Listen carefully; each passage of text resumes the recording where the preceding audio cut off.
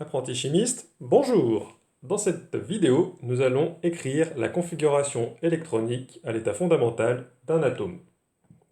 Pour ça, nous avons besoin d'une donnée, le numéro atomique, habituellement noté Z majuscule. On va prendre l'exemple du sodium, Na, pour lequel Z égale 11. Ensuite, nous avons besoin de deux règles.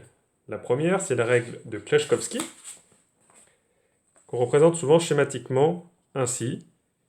La règle stipule qu'on va remplir d'abord la sous-couche 1s avant 2s, puis 2p, 3s, 3p, 4s, 3d, 4p, 5s, et ainsi de suite.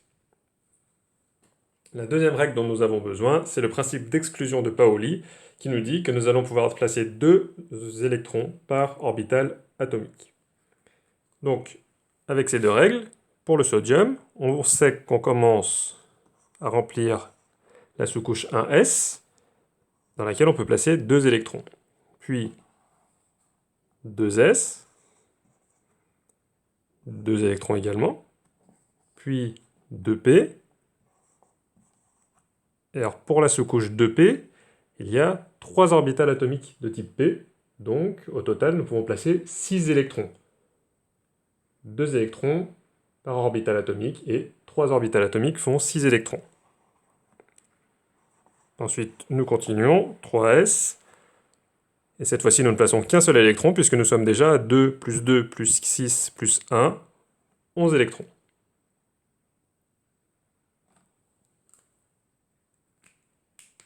En résumé,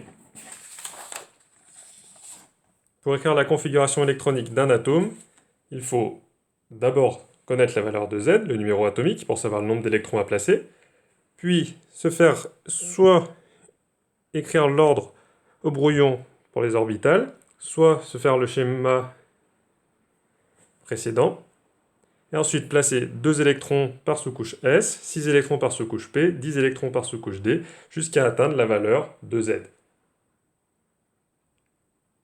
Dans une prochaine vidéo, nous allons voir comment nous pouvons adapter cette démarche pour les ions.